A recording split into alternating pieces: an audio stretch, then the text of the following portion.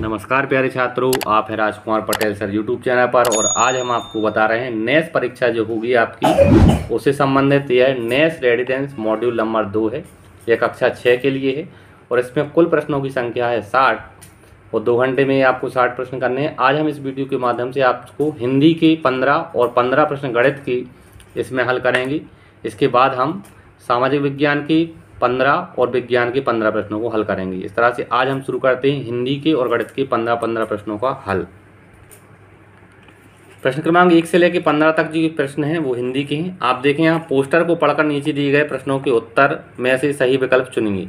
यहाँ एक पोस्टर दिया है, पोस्टर देख रहे हैं आप, नोवल कोरोना वायरस कोविड-19 कोरोना वायरस के बचाव के उपाय, यहाँ कुछ लिखा है। आप इसको देखेंगे, वीडियो को रोक के आप इसे देख सकते हैं। आइए हम क्वेश्चनों को करते हैं। क्वेश्चन नंबर फर्स्ट है, नोवल कोरोना वायरस बीमारी का दूसरा नाम है, तो इस कोरोना वायरस का दूसरा नाम था कोविड-19। ये विकल्प को हम सही करेंगे। क्वेश्चन नंबर सेकंड है, कोरोना वायरस से बचने का उपाय है, तो इसका ए विकल्प सही है। एक दूसरे से कम 6 फीट की दूरी हो, यह इसका सही आंसर होगा।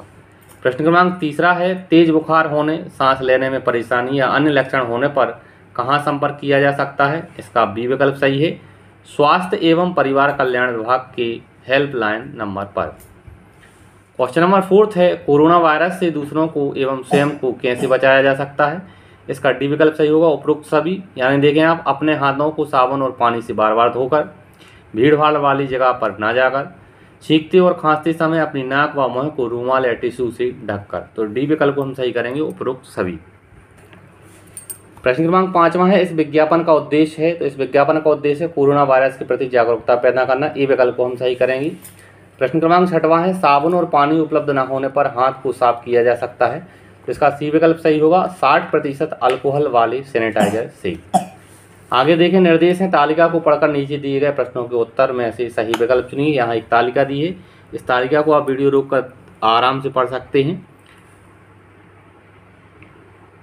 पहले कॉलम में जानवरों के नाम है, दूसरे में हमारी मदद कैसे करती हैं, तीसरा कॉलम है यहाँ कहाँ रहती हैं, और चौथा कॉलम है विशेषताएं। तो यहाँ जानवरों के नाम है, गाय, कुत्ता, ऊंट और घोड़ा, इनकी विशेषताएं और आवास दिए हैं।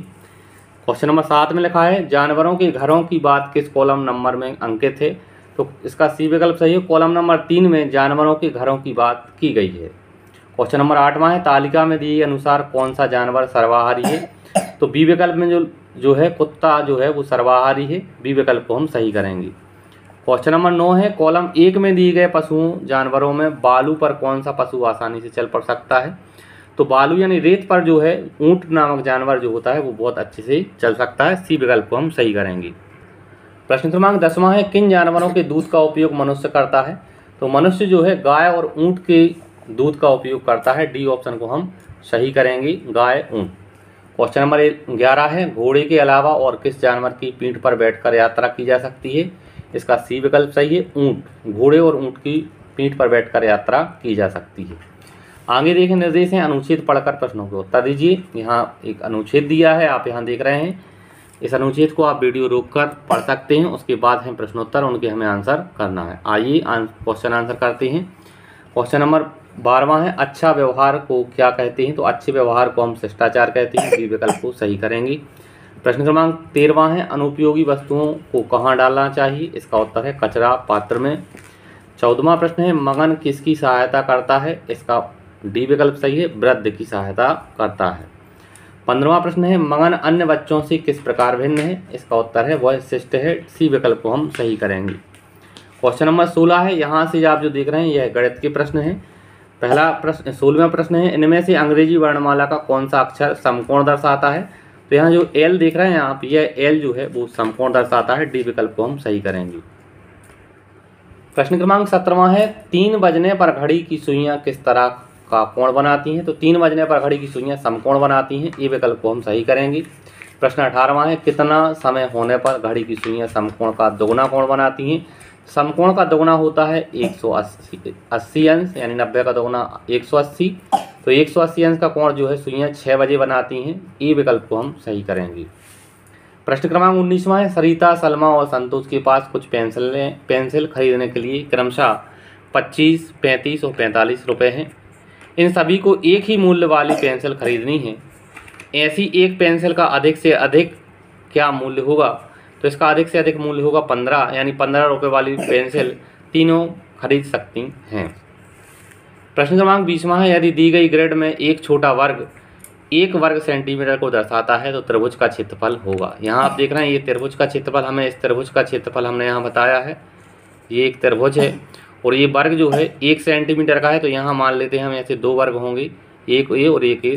तो हाँ देखें 1 2 3 यहाँ 4 और आधा मिलके ये 5 और ये हो जाएगा 5.5। तो यहाँ इसका डी विकल्प को हम सही करेंगे 5.5 वर्ग सेंटीमीटर। प्रश्न क्रमांक 21वां है, यदि दी गई आकृतियों में हर छोटा वर्ग 1 वर्ग सेंटीमीटर को दर्शाता है तो किस आकृति का क्षेत्रफल अधिक होगा? तो एक छोटा वर्ग हमें 1 सेंटीमीटर को दर्शाता है, तो यहाँ देखें ए विकल्प में 4 वर्ग हैं, तो ये 4 वर्ग सेंटीमीटर, इसमें 5 हैं और इसमें भी 5 हैं, लेकिन डी ऑप्शन में देखें यहाँ 6 वर्ग हैं, 1 2 3 4 5 6।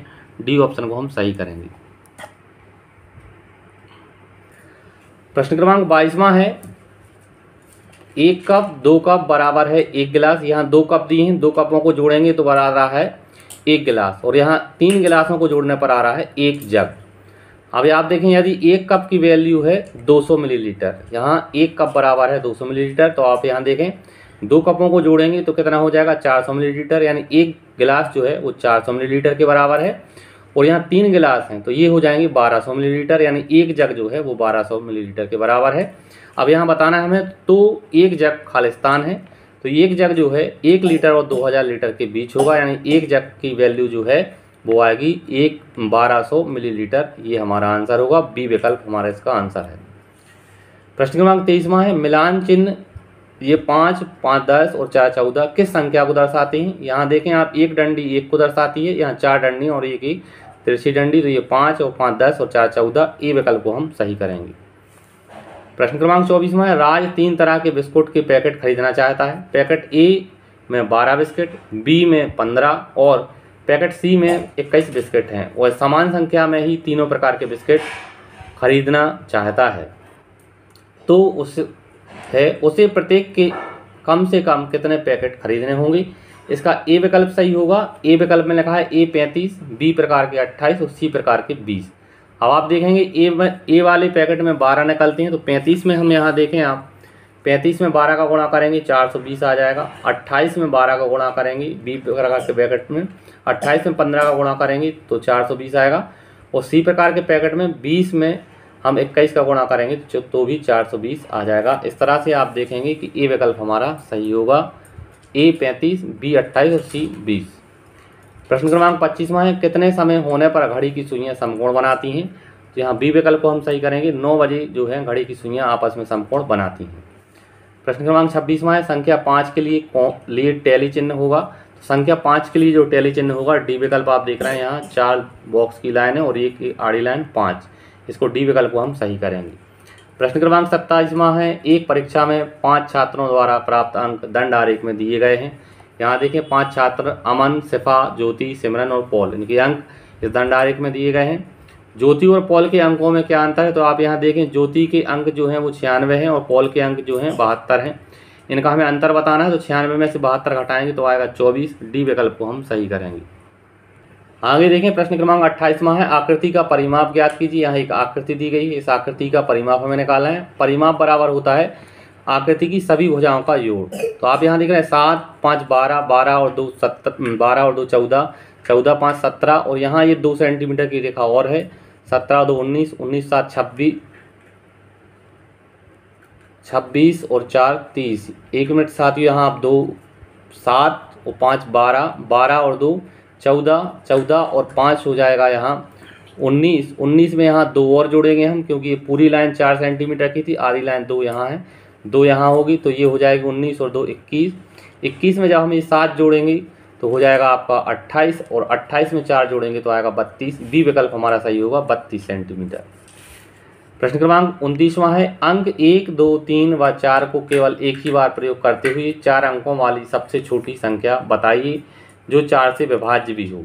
यहाँ सबसे छोटी संख्या तो होगी 1234, लेकिन ये संख्या जो है वो 4 से विभाज्य नहीं होगी। ये 4 अंकों का उपयोग हुआ है, तो ये ऑप्शन में आप देख रहे हैं 1324, ये इन 4 अंकों का प्रयोग करके बनाई गई सबसे छोटी संख्या भी है और यह संख्या जो है वो 4 से विभाज्य भी है। ए ऑप्शन को हम सही करेंगे। प्रश्न क्रमांक 30वां है, जसविंदर अपने ऑफिस टैक्सी से जाता है जिसका किराया 100 रुपये है। वह वापस बस से आता है जिसका किराया 20 रुपये है। यदि वह सप्ताह में कुल 6 दिन ऑफिस जाता है तो वह ये सप्ताह में भर में आने जाने पर कुल कितना रुपये खर्च करता है। छात्रों यहाँ एक दिन का किराया देखते हैं हम 20 रुपये जाने का और 100 रुपये जाने का, 20 रुपये आने का। एक दिन का कुल खर्च हो जाएगा 120 रुपये। अब वो 6 दिन जाता है तो हम 6 का गुणा करेंगे। 120 में आप देखें हमने यहाँ 6 का गुणा किया तो 720 रुपये आ जाएगा एक सप्ताह का कुल खर्च। इस तरह से प्यारे छात्रों इस वीडियो के माध्यम से हमने नेस मॉड्यूल नंबर 2 के हिंदी विषय और गणित विषय के 15-15 क्वेश्चनों को पूरा किया। आगे विज्ञान और समाज विज्ञान के क्वेश्चनों के लिए आप अगले वीडियो को हमारे देखें। धन्यवाद। जय हिंद। वंदे मातरम।